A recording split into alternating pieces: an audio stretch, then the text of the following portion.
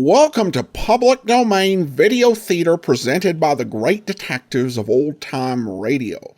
From Boise, Idaho, this is your host, Adam Graham. If you have a comment, email it to me at box13@greatdetectives.net. This week, we're going to bring you something a little different. It's the series Checkmate. Checkmate was a 1960 to 1962 TV series that starred Anthony George and Doug McClure as two young, high-priced private investigators who ran a firm that focused on preventing crimes rather than just solving them as most other mystery shows did. In this effort, they were assisted by a British criminologist who shared his years of expertise with them. With that said, let's go ahead and watch the episode.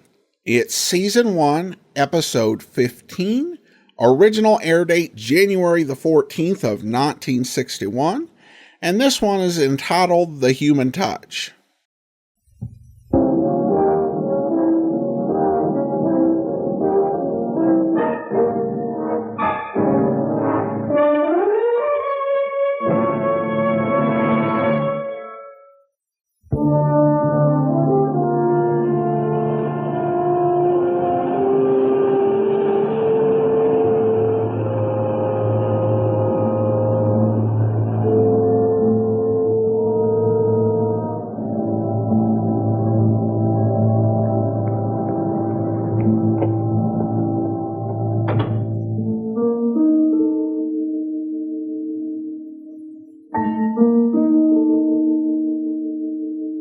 Ready, Bruno?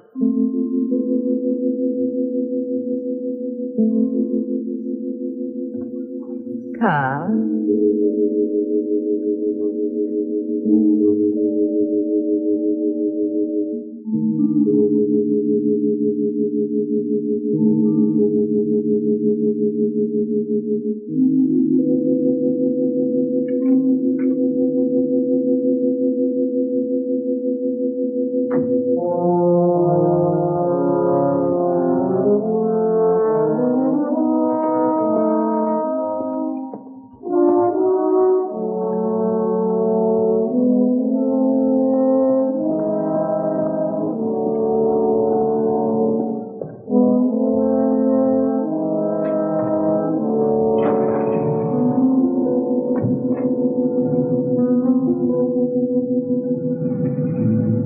Sorry to drag you out of bed, Doctor. Oh, no.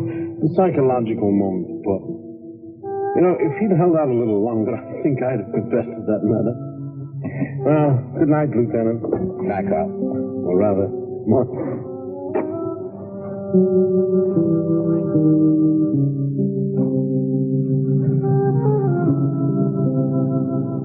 My plans are nearly complete. I can hardly wait for a contest to begin. How is Checkmate Incorporated going to checkmate the checkmating of Checkmate? Fascinating problem. Almost poetic, isn't it? What I'd really like to know is, when can I shave off this thing? Soon. Very soon, I hope. In fact, the very moment that my old friend, Dr. Hyatt, is dead.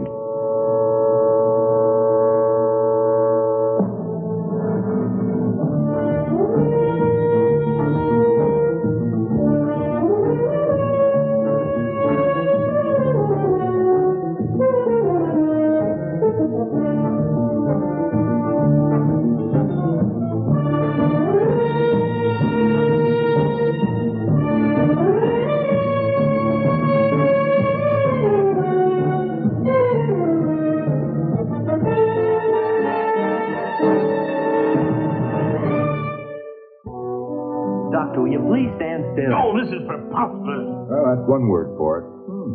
Grave, no less. Chad. Oh, no, he's not nervous. He's been tying these things all his life.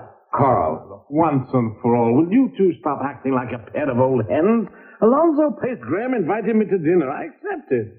Will you walk into my parlor, says the spider? Now, look, the one place this fly will be safe in is in the spider's parlor and in the spider's house. If either of you knew anything about Alonzo... I know he promised to kill you after the trial. Yeah, the most dangerous criminal mind of the century. Oh, come on. 15 years in prison will have chastened him somewhat. We'll be like it. Hello? Yes, Helena. Oh, I was afraid you wouldn't get my message before I had to leave. I got all of your messages. And the flowers, they're lovely. I don't know how to apologize. Oh, Carl, we're not children. I won't pretend that I'm not disappointed, but after all, one broken appointment in over 6 months. Carl, you know how much our friendship has meant to me, especially now, and there'll be other evenings. Of course. Thank you, my dear. Oh, there's my cab. No use, Don. He's getting used to dangerous dinner dates. How is the Merry Widow? Mrs. Quattrell is a charming and intelligent woman, and I don't see nearly as much of her as I'd like to. Her husband is a pathological troublemaker, apparently, and, well, until the divorce is final, she wants to avoid any gossip that might compromise it. Well, didn't you have a date tonight? Oh, yeah, that's right. Well, I better get going before she blows a gasket. Huh? Well, another thing about the mature woman is that she doesn't bug you. Oh, Don, you wanted to look at those Valdivia letters. They're on the desk right beside you with my preliminary note. Oh, thanks. These should keep me busy. Oh, Carl, call the office when you get back here tonight, will you? Oh, yes, Mother. Keep the nursery lights on.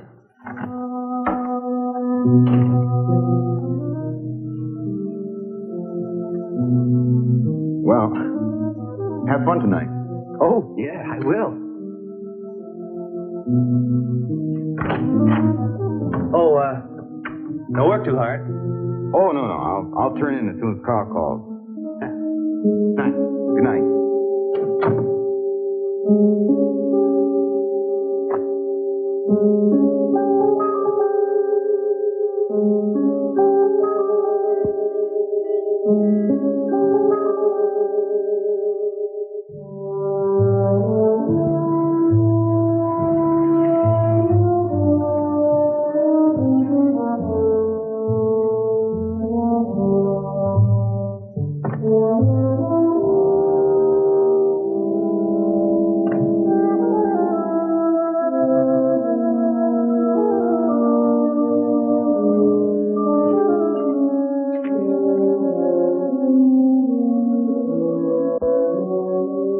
I hope you're forgiving you household for boring you with a grand tour. Of course. I needed the exercise after that dinner. Exquisite. Your furnishings? Oh, a few things are mine. I just got them out of storage. No trouble getting into the country. Oh, no. After all, I paid my debt to society. I do have some sizable interest in the United States. They need my attention. Legitimate interest? Some. I think you'll find this the most comfortable. Thank you so much. Very good, sir. Oh, you remembered my brand. I remember a lot of things. And my camembert. May I pour you a drink? If you please. Just up to about 3 months ago, my surroundings were a little different. Tell me, Doctor, were you surprised at my invitation? You surprised at my acceptance? Oh, you never could resist a good dinner. Or a fascinating study in personality. Yes? Oh, I admitted you've always fascinated me. Oh? Oh, yes, a man with all your gifts. Brains, education, charm. You could have succeeded in any field of endeavor. Instead, you embarked upon a career of cold-blooded criminality. You became the incarnation of unmitigated evil.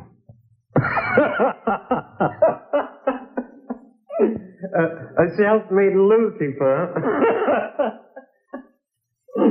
Does it please you to think so? Frankly, yes. You know, long ago you had more money than any man could want or need. You could have... I could have retired and settled down, and then what? Die of boredom? No, Doctor, no. Now, as long as there are fools to be manipulated, and good people to be deplored, and last but not least, police to be laughed at. Yes. Madness. Beneath the brilliance, the smooth facade, the moral intelligence of a rabid dog. And quite unchanged. Well, I could say the same about you. Me? Oh, dear me, no. A quiet university professor teaching theory from long-forgotten cases. I see. What about that organization you're associated with? Organization? Oh, Checkmate. They consult me occasionally on technical matters, as do the police, as do others. Eager young men, but unseasoned. Idealistic, but hardly a threat to the criminal classes. You disappoint me, Professor. Why? Had you hoped that I'd still be a worthy adversary? No. You know, Doctor, I was wondering during all these lonely years, after all, you were the only one to catch me. Tell me, what little mistake did I make? That'll be my secret, I think. Oh, but I'd so much like to know. Perhaps someday. Someday, but someday may be too late. Even a comparatively imminent someday. You mean I won't be able to tell you because I'll be dead? Yes. So. Oh, may I? That's delicious.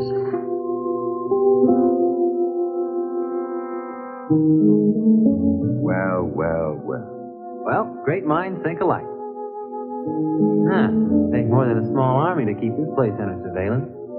Even then, we couldn't tell if they were making an atom bomb in there. Not from the outside, anyway. Yeah. Hey.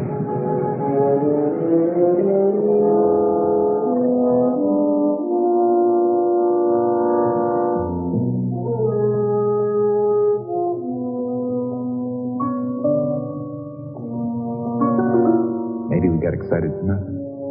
You won't like us playing nurseman. Then we won't tell him.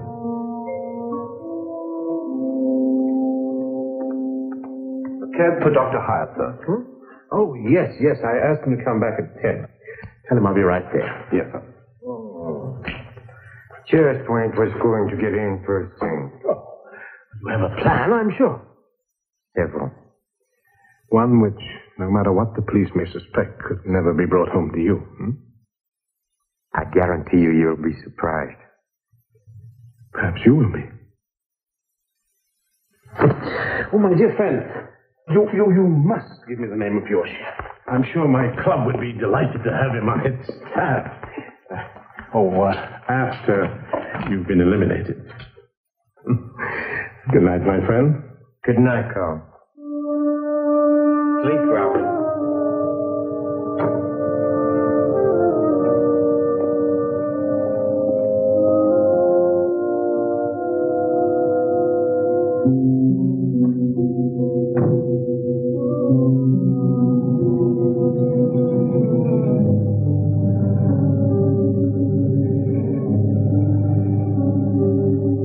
Good night.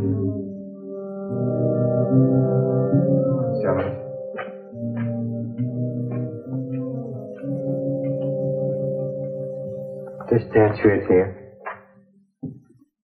The decanter, the glass, lighter, cigarette kit. Don't forget the cheese knife. I'll point out the things to you upstairs very long.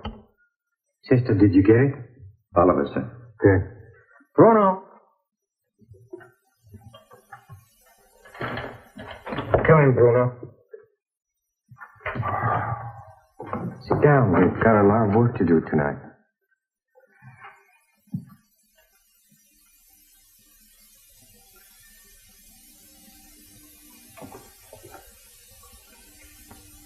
That's correct, operator. Chief Inspector Mapleton. You can find him through Scotland Yard, London, England. Yes, I'll take the call at the number I gave you. Thank you. Well, you make much progress on the Valdeviva letters? I had a headache. I went for a drive, got a little air. Really? Hi. Saw the light on, thought I'd drop by. Another precinct heard from. Early date, wasn't it? Joan had a headache. Seems to be catching. Perhaps there's something in the air outside Pace Graham's house. Thought you weren't going to tell. Oh, very good. Were that obvious? Well, I didn't see you, if that's what you mean. But it's exactly the sort of unimaginative and useless thing I'd expect of the two of you. Nothing to worry about, Of course, you just called Scotland Yard to report a dinner date. Oh, threats are one thing, carrying them out's another. Which brings me to the reason why I'm here. I'll be out of touch after tomorrow, but don't let that worry you. Oh, no. No. Don't let that worry. Pace Graham seems like a patient man. How long can you afford to hide out? I have no intention of hiding out. No, I'm merely changing my base of operations. I need time to plan a counterattack, to build an organization. I thought you already had one. Checkmate? Dear me, no. Not only are you known to be connected with me, but to be quite frank, neither of you have the subtlety nor the slightest degree of the finesse necessary to deal with a man. Well, I'm glad to know you think so highly of us. My life is at stake this time. I can't afford to be sentimental. Oh, yes, you've been lucky for a pair of amateurs. But I can tell you now, if it hadn't been for my intervention, you'd have stumbled into disaster half a dozen times. Why, if you got into this now, you'd end up getting all three of us killed. Well, there's a mention of Santa Barbara in those letters. Look for the safe deposit box there. Well, if I don't see you for a few days, good luck on the Valdivia case.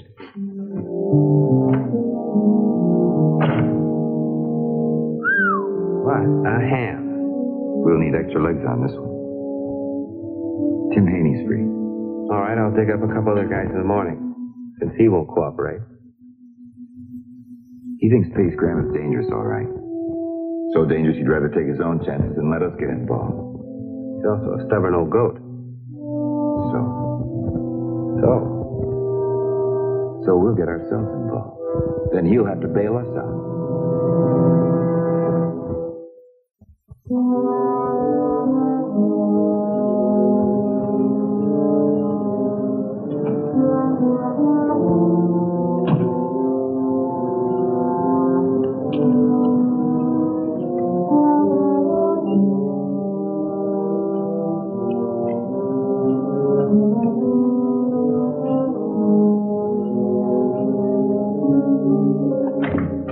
Yes? If Mr. Pace Graham's here, I want to talk to him. My name is Corey, Don Corey. I'll see, sir. If you would wait here.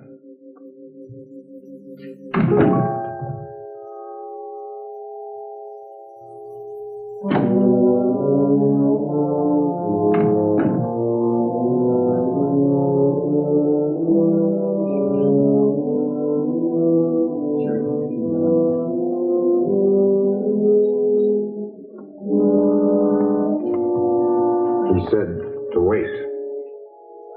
Oh, he did.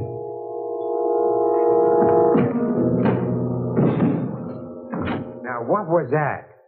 That was me. Did you say Corey? Haven't I heard that name before? Checkmate Incorporated. Oh, yes. Won't you sit down? Summers, hasn't that young man finished yet? I believe it's upstairs, sir. You must forgive us. This morning our fuse have been blowing out every 10 minutes. Now, what was it you wanted? Number one, to get a look at you. You don't impress me much. No? I'm sorry. No, thanks. Well, that's the modern equivalent of bread and salt. You refuse it? In spades. I'm not a guest, you're not a host, and the rules of hospitality don't apply. Number two, lay off Carl Hyatt.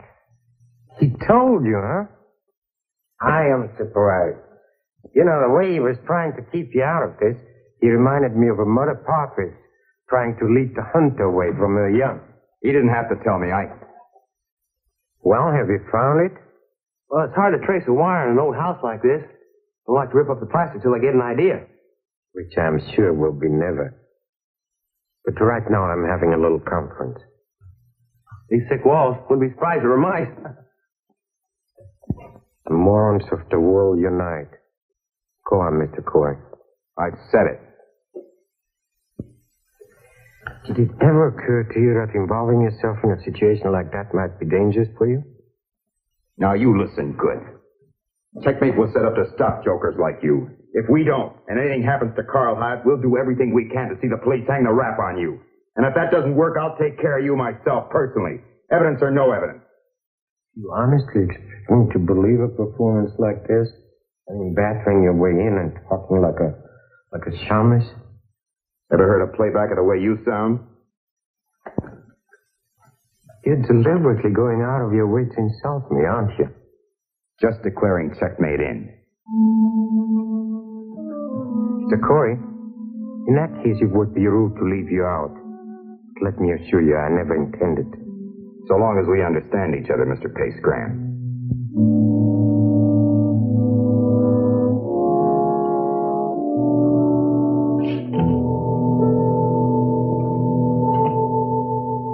Dining room, library, upstairs hall, and one bedroom.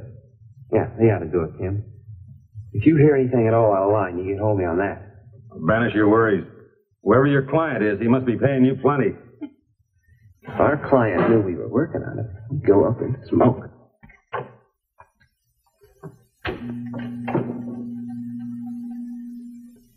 I should be very angry with both of you.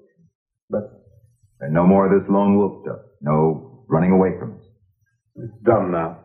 We're in this together. Good. Then you better let us know what to be ready for. He's had 15 years in which to make his plans and 3 months since his release to put them into operation.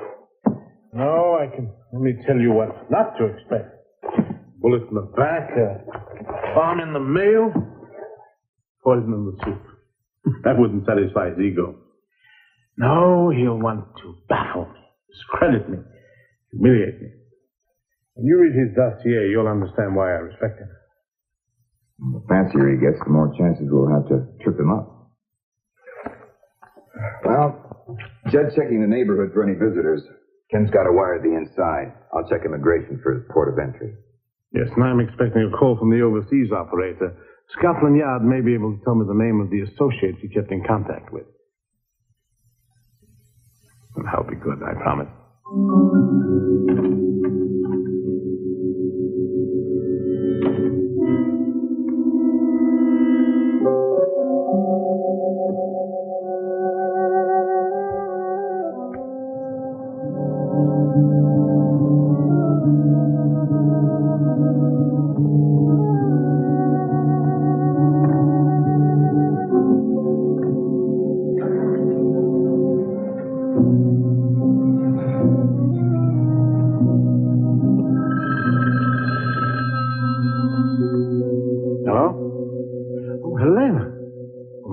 Sorry, I meant to call the...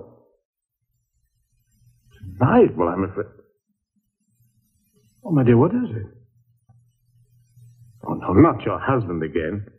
Oh, yes, Carl, I'm afraid it is. And you're the only one that I can turn to. No, not here, but somewhere that we can talk privately. Oh, my club, then? I'll meet you in the foyer at 6:30? Right. And Helena, whatever the trouble is, I'll do my best. But I'm not infallible. Aren't you, Carl? Thank you. Goodbye.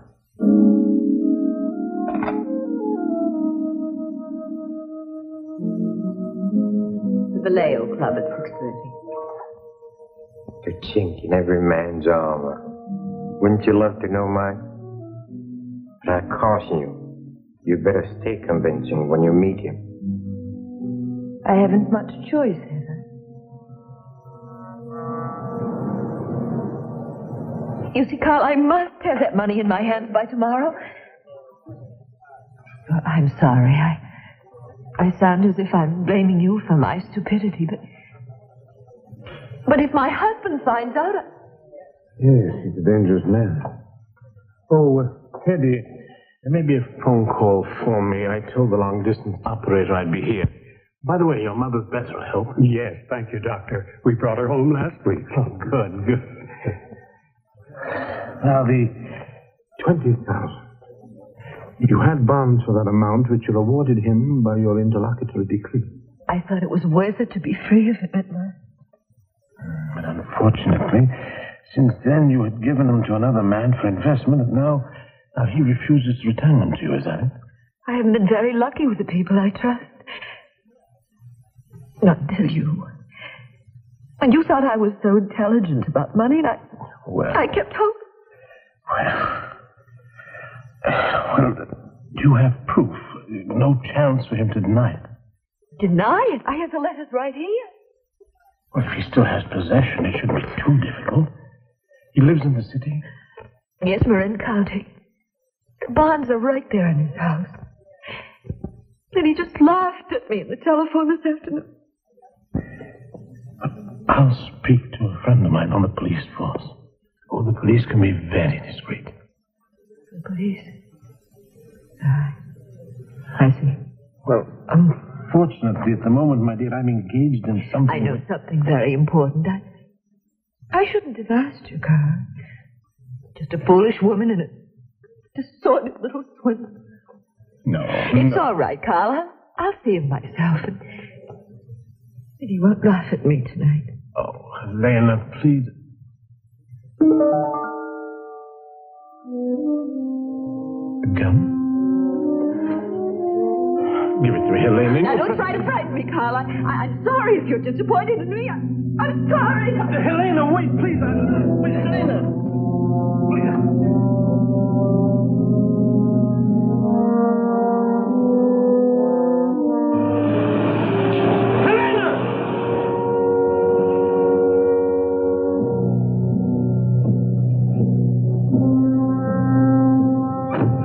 That just pulled away. Follow it? Yes, like in the movies. Now, hurry, please.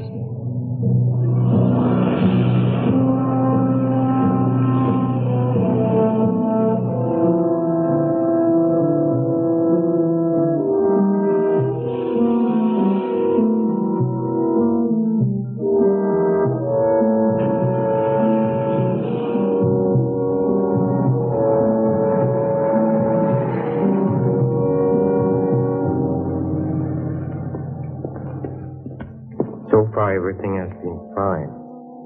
Well, Bruno, now it's up to you to prove that your training was worthwhile. Bless your children.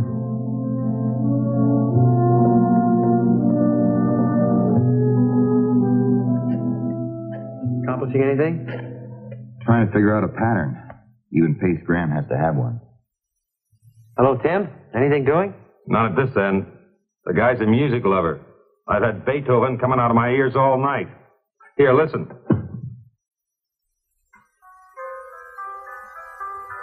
What, Summers? Oh, the sheriff.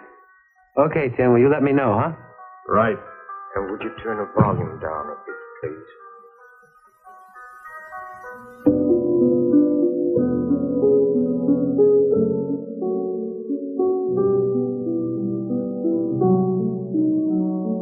Yes, sir. Is that more satisfactory? Quite. Thank you, Summers. Hurry, in another minute, you'll lose it. I don't make the traffic, mister. Well, he seems to be getting through it all right.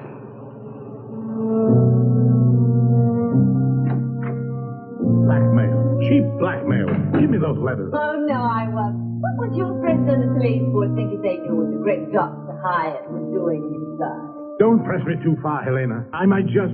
They'll make beautiful reading. Think of the figure you're cut. The great lover. The irresistible Don Juan. Well, you're a fat, middle-aged... No! Helena? Helena? Oh, hello, Faye. Are you all right? Yes, I just stumbled. Are you sure? My dear young woman, this is hardly the time. Please, dear. His bark is worse than his bite. You go on to the exchange or you'll be late. I'll call you later. Goodbye, Faye.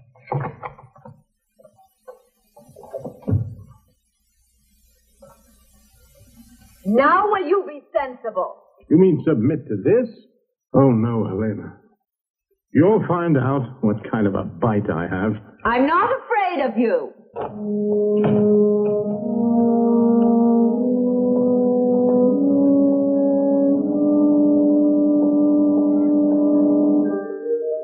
don't think this hurt any more than necessary. Did you sterilize it?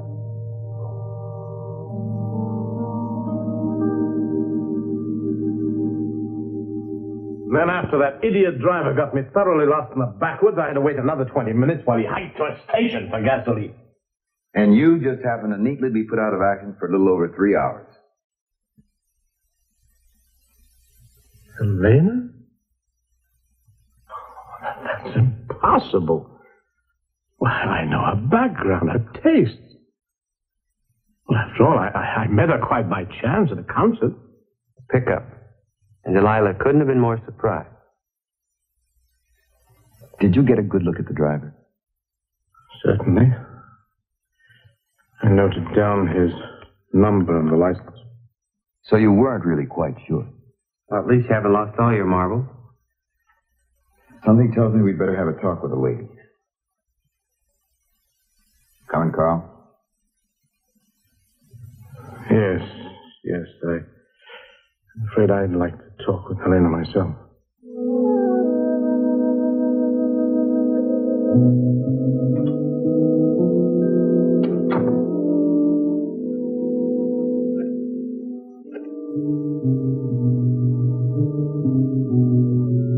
Elena?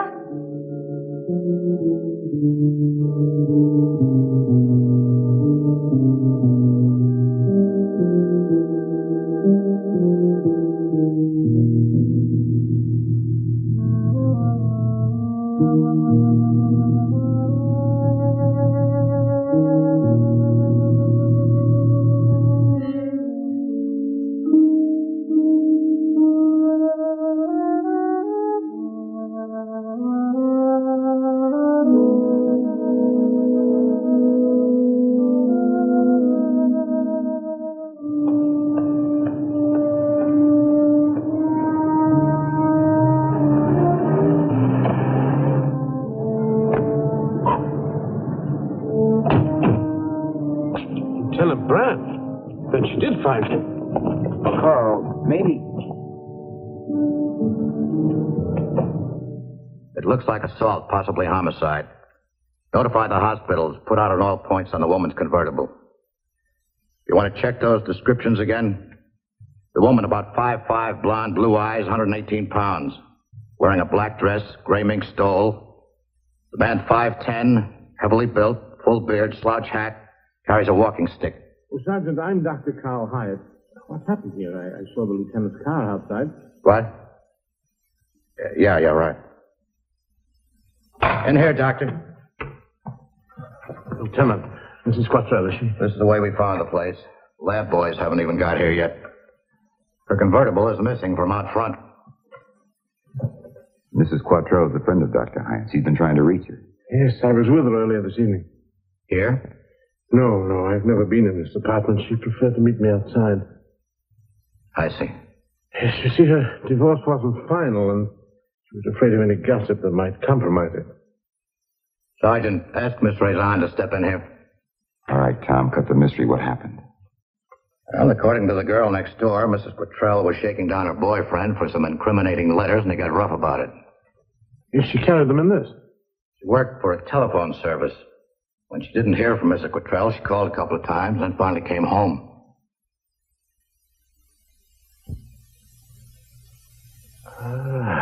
What is it, Tom? Lieutenant, have you heard anything? No, not yet. Miss Faye Rezan, Don Corey. How do you do? No. Sorry to bother you, but would you describe the man again? I think I can do that for you, Lieutenant. Someone who resembled me. Is that correct, Miss Rezan? Intended to resemble me? Let her answer, Carl. Carl. That's what Helena called him. Carl Hyatt. He's the same face, the same voice, everything. Of course, he's the one. Or somebody impersonating him. It's possible, Miss Rezan. The beard, the way he's dressed, pillow under the belt. Thank you. Of course, you're all friends of his. Helena said that, too. She said, wait until your friends, the police, find out what you've been doing on the side. I was standing as close to him as I am right now, Lieutenant. It wasn't the first time, either. If you don't believe me, you can ask the newspaper boy, the manager. The whole neighborhood knew about it. About what? I'll ask them, Miss Rezan. By all means, Lieutenant. Handcuffs?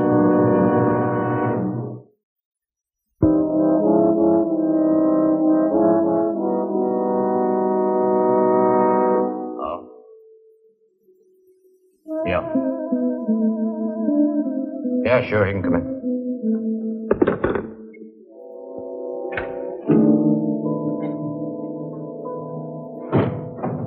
Don, did you get anything? Judge checked every cab garage in the city. No driver has the number Carl gave us. And no cab took a fare to Marin County last night. Well, Lieutenant's becoming quite distressed. And what fresh good news do you have for us? Blood type checks. The resigned girl gave us the name of Mrs. Cottrell's doctor. Hypodermic would suit the purpose. You think she's alive? Of course, if she wasn't, you'd have found her stone dead in that apartment floor. That's exactly what would appeal to Pace Graham's sense of humor, to have me prosecuted for a murder that never happened and a body that will never be found. Why don't you drag him down here, Tom? You're wasting time. On what grounds? He wasn't keeping company with her. The servants say they never laid eyes on that stuff. Yeah. All right, have them sign statements and they can go. Don, will you try to pound it through his head? Oh, I realize how serious this is, Lieutenant, probably more than both of you. Tell me, how many witnesses have put the finger on me through this viewing room mirror? Up to now, 8. 8? What kind of witnesses? For all you know, Good citizens. Most of them didn't even know each other. The whole bunch, 3 speeding tickets and a jaywalker. Well? The cab driver has identified him as a man he picked up a block away from the club with the woman. They fought all the way to a club called the Blue Poodle. Made such a scene there, they were asked to leave. Took another cab, went back to the apartment. Leaving a trail as wide as a Sherman tank. You really think Carl is stupid enough? When a man his age gets hooked. My age? When a man any age goes overboard for a woman, they throw the rules out the window. Those witnesses had a good look and fair light. The resemblance must have been remarkable. Training, makeup, perhaps even plastic surgery. No doubt it took months to find the right man. It's a nice story, Carl. You put one answer ahead of us all the way. You mean Pace Graham has? But you don't believe that. I wish I could. Brand. Where? All right, bring it down. Get the Razan girl down here again to identify it.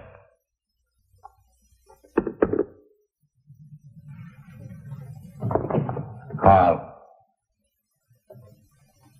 How did you know the body would never be found? Because I'm morally certain there never was one. If there was, you'd know how to dispose of it. I should hope so. Let's have it, Tom. They located Mrs. Cottrell's car. Bloodstains on the upholstery and a woman's shoe caught in the seat. And Helena? It was parked on a cliff overlooking the ocean near Point Malloy. The currents there could sweep a body straight out to sea.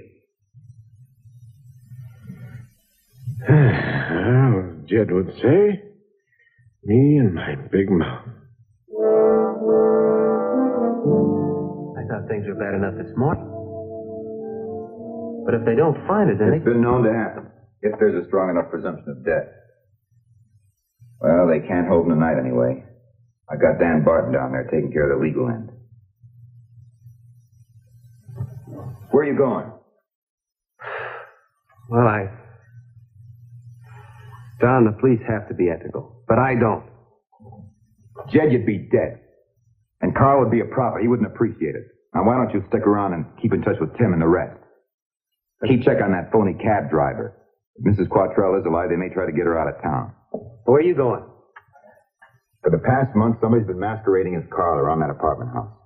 If I can pin just one witness down to an exact date, an exact time when we can prove that Carl was somewhere else, Jed, I'll see you later.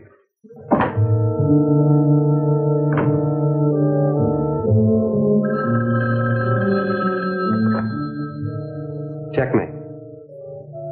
Oh, yeah. Yeah, Tim. What? Yeah. You better get down here. It sure sounds like something's going on. That's me coming through the door.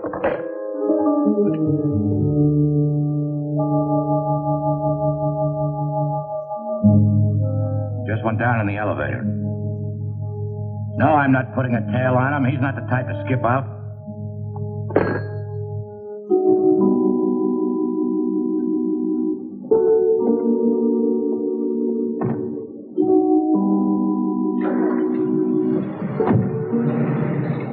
3330 Union, please. Come again. 3330 Union. If you're looking for a cop to signal, I wouldn't. Personal portraits of your friends and loved ones. Instant service.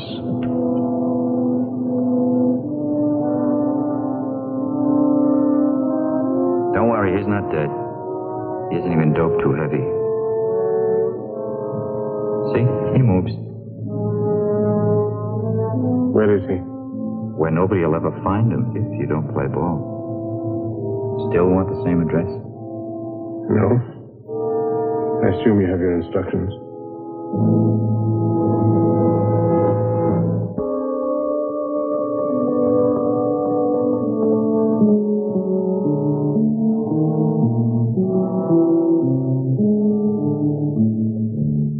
No use, Mr. Corey. I don't keep a diary. Tell me, where were you on the night of June the 15th? I'm sorry, I know he's your friend. And Mrs. Quattrell was yours. A neighbor. When I lost my other job, Helena got me this job with her phone service. What difference does it make? She's dead. And if she isn't? They had me downtown, Mr. Corey. I had to identify her shoe. Well, she never pretended to be a saint, but she didn't deserve that. Men had always kicked her around, and she was just kicking back. How much did she tell you? She showed me a bundle of letters. Said they meant big money to her. Not the man's name or what was in them. Just enough. All this talk about some kind of conspiracy. Two men that look alike. Look, you saw the real Dr. Hyatt for the first time this morning. Didn't you notice any difference? Anything at all? No. Well, maybe his voice was a little more What? authoritative, I guess. But that's only natural. He was upset before. Well, it can't be. It can't? Then all the rest might be true. Well, if Helena were still alive, where would she be? Stay away 1 or 2 nights occasionally. Just thought you had another man on the street. Where? I don't know where. Give me a number once where I could reach her. Just me, not the other girls on the switchboard. I think it's unlisted. Quite. Thank you so much. I see. I underestimated you, Alonzo. Prison walls couldn't prevent you from making your arrangements. Then again, you always did prefer to work through intermediaries. Yes, my agent found Bruno, and this during your sophomore year, he used to record some of your lectures at the university. Helena, how did you persuade her to join you? Oh, the usual combination. Yes, blackmail, threats, money. No wonder your associates love you. They obey me. In fact, Helena had become quite balky when I arrived, but little firmness took care of that.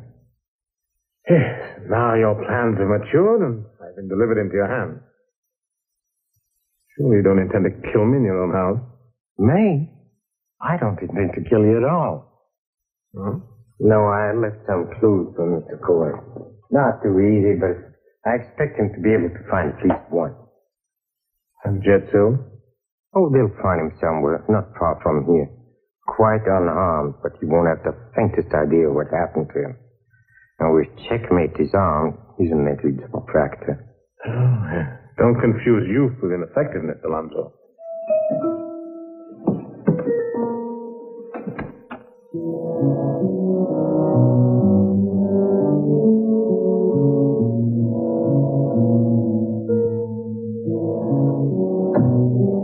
He's out cold.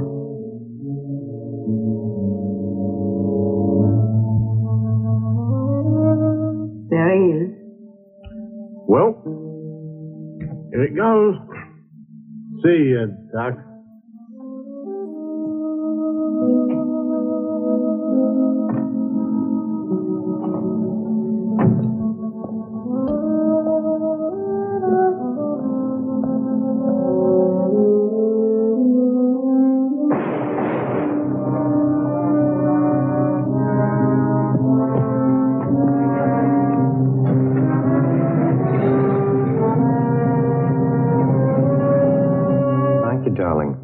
seems everything went off perfectly. Too perfectly.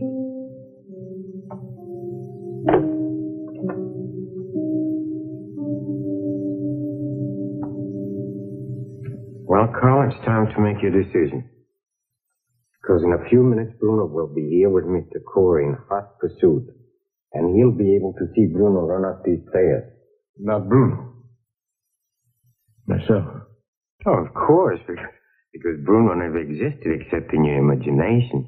Oh, the whole thing will be so clear to the police. You broke into my home with paranoid delusions of persecution to such a degree that you turned on your own partner. Well, what could he do? Kill you in self-defense. You're very sure Don will shoot? Yes. Because you are going to fire at him. Now, no pricks, no signals. Oh, by the way, this gun is registered to Elena. Do you like that? And if I cooperate? Well, in that case, Mr. Corey will be alive. He'll be heartbroken, but he'll be alive. So will be Mr. Sells. Otherwise, it's 2 lives for 1. And it's time, Carl.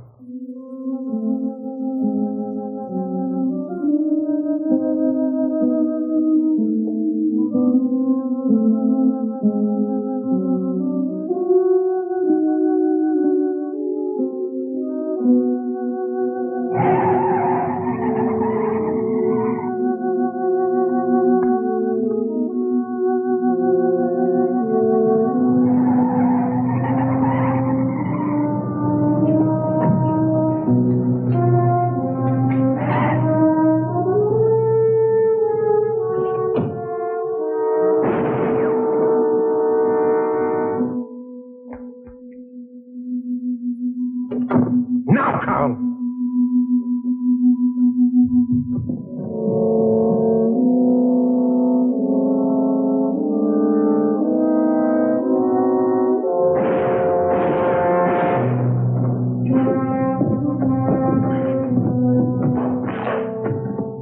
Just to go ahead.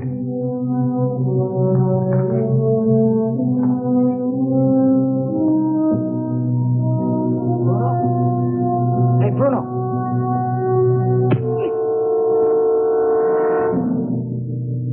It was Carl. Yes, it was Carl. No. I will not permit you to take your feelings out on me.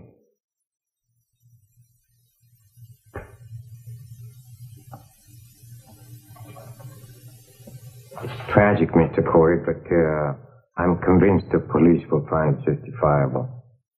Shall we call him? Do? Oh, no. Oh, dear me. Oh. Kidnapping, attempted murder, conspiracy. Me, the state of California can be very intolerant. Ooh.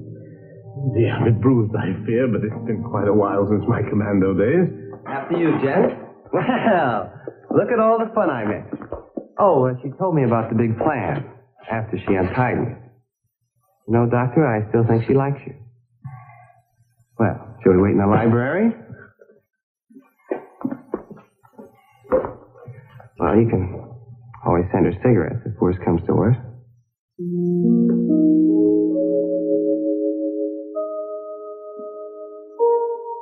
Tell me, Carl, what mistake did I make this time? You pride yourself on being inhuman. You people are objects. You've never looked into the eyes of another man as a friend.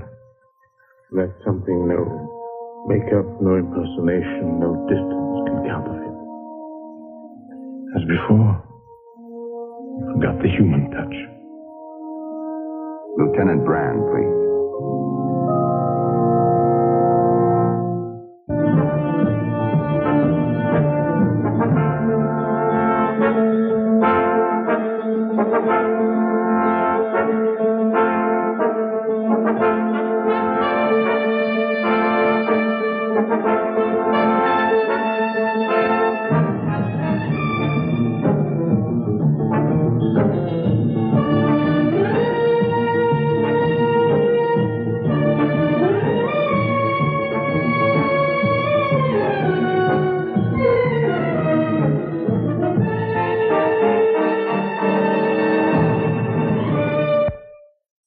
Welcome back. I have to say that I would call my business Checkmate if for no other reason than to pick up the phone and answer Checkmate. This is a different sort of mystery show, and I thoroughly enjoyed it. The image of a chess match is really spot on for this series, and particularly this episode, which has the two players portrayed by Sebastian Cabot and Peter Lorre. Cabot does a great job and brings a great sense of authority to the character of Carl. His performance reminds me a little bit of John Rhys Davies in the 1990s science fiction series Sliders. You would expect the handsome young detectives to be the real stars and the most fascinating characters in the series, but that's clearly not the case here. While they are unquestionably loyal and brave, Carl Hyatt is really the key character with the insight and wisdom. This comes from near the end of Peter Lorre's life. And while he's clearly past his prime, he still imbues his character with enough of a sense of malevolence to give the viewer cause for concern about what exactly our villain is planning. The character is a bit over the top in the way that many 1960s villains are. After all, you have someone who plans to have someone murdered and invites them over to a dinner party to let them know about it, and then tries to trick him into revealing his mistake from the previous caper, and hopes, no doubt, that it would help him succeed in this particular case. Of course, Professor Hyatt didn't tell him, and I doubt it would have done our villain any good had Hyatt done so. The ending revealed the villain's failing in that case as well as in this one. The villain is this really extreme sort of sociopath, and in many ways this can be looked at as a strength when it comes to committing crimes, as their behavior can be harder to predict.